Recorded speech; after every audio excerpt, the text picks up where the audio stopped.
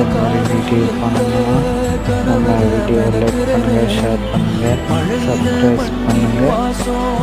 எப்படின்னு நான் சொல்லித்தரேன். வேண்டுன சாமி எல்லாம் வரமா தந்த